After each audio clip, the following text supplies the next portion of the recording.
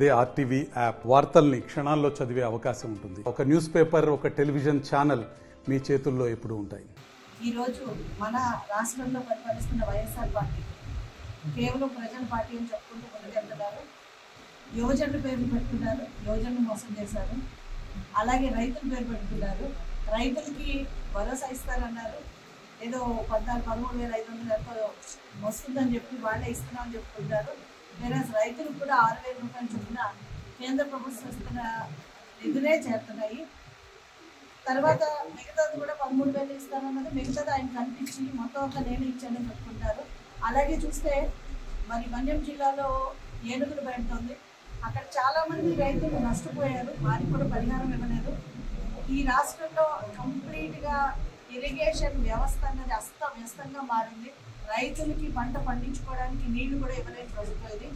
And next మూడవది శ్రామికులు, కార్మికులు అయితే ఈరోజు చెప్పాలంటే అందరూ కూడా ఎంత బాధపడుతున్నారు. శ్రామికులు అంటే గవర్నమెంట్ ఎంప్లాయీస్ నుంచి కష్టపడే కార్మికుల వరకు అందరూ వస్తారు. అందులో అన్ని వర్గాల వాళ్ళని ప్రజల్ని సామూహికంగా మోసం చేసిన ప్రభుత్వం ఏదన్నా ఉందంటే అది రాష్ట్రంలో ఉన్న ప్రస్తుతం ఉన్న అధికార పార్టీ.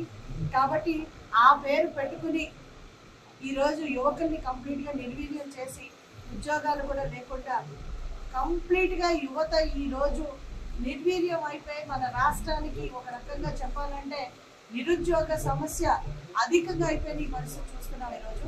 కాబట్టి ఈరోజు ప్రజలు ఎప్పుడెప్పుడా ఎలక్షన్స్, ఎప్పుడెప్పుడో మనం పడిన బాధ అంతా బయటపడదాం, ఎప్పుడెప్పుడా ఓటు వేద్దాం, మనం కూడా బటన్ నొక్కుదాం అని చెప్పి రెడీగా ఉన్నారు.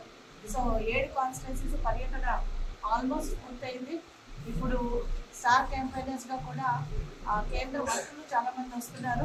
నిన్న ఖుష్బు గారు ఇక్కడ పర్యటించారు. అలాగే నా నామినేషన్ కపిల్ సింగ్ కులస్తే గారు వచ్చారు. రేపు నితిన్ గడ్కరీ గారు వస్తున్నారు. మార్నింగ్, ఈవినింగ్ పాలకొండలో పవన్ కళ్యాణ్ గారు సభ నిర్వహించబోతున్నారు.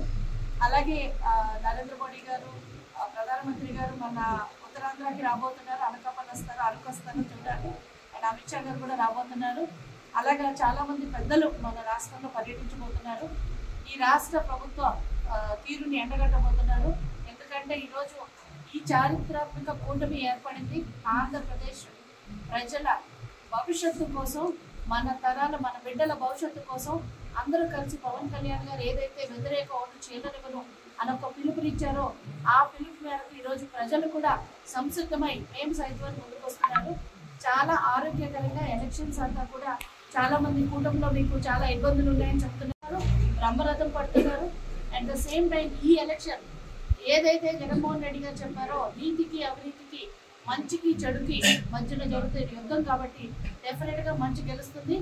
ఈ రోజు గిరిజనులందరినీ ఎంత మోసం చేశారో గిరిజనులందరూ చూశారు. కాబట్టి ఈ రోజు ఈ ప్రజా వ్యతిరేక ప్రభుత్వాన్ని ఇంటికి సాగనంపడానికి ప్రజలు సిద్ధంగా ఉన్నారు.